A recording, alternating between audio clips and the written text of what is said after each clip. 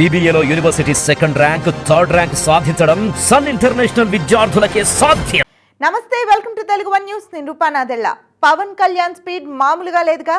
పవన్ కళ్యాణ్ అనగానే ఆయన సమయపాలన విషయంపై పెద్దగా దృష్టి పెట్టరన్న భావన అందరిలోనూ ఉంది. అయితే అది అపప్రథ మాత్రమేనని పవన్ కళ్యాణ్ మంత్రిగా బాధ్యతలు చేపట్టిన తొలి రోజే రుజువు చేశారు.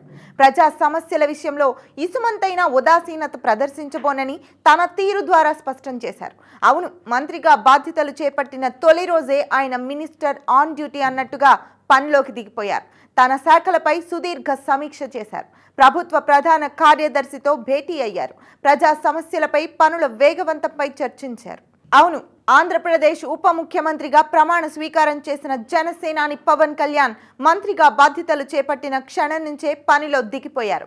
బుధవారం అంటే జూన్ 19న ఆయన సెక్రటేరియట్లోని తన ఛాంబర్లో పంచాయతీరాజ్, గ్రామీణాభివృద్ధి, అటవీ, పర్యావరణ శాఖల మంత్రిగా బాధ్యతలు చేపట్టారు. అంతే, ఆ క్షణం నుంచి ఆయన డ్యూటీ మొదలెట్టేశారు.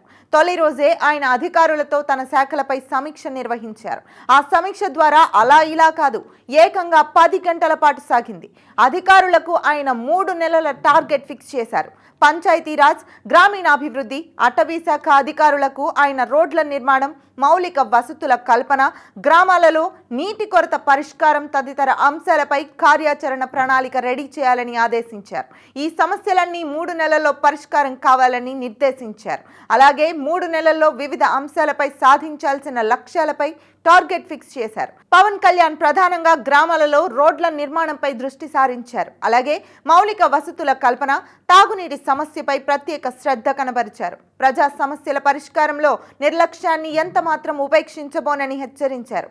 ఈ సుదీర్ఘ సమీక్ష అనంతరం పవన్ కళ్యాణ్ ప్రభుత్వ ప్రధాన కార్యదర్శి నీరబ్ కుమార్ ప్రసాద్ తో తన క్యాంపు కార్యాలయంలో భేటీ అయ్యారు. తాను మంత్రిగా బాధ్యతలు చేపట్టిన తర్వాత తొలి సంతకాన్ని జాతీయ ఉపాధి హామీ పథకాన్ని వ్యవసాయానికి అనుసంధానం చేసే ఫైలుపై సంతకం చేశారు. రెండో సంతకం గిరిజన గ్రామాల్లో పంచాయతీ భవనాల నిర్మాణ దస్త్రంపై రెండో సంతకం చేశారు.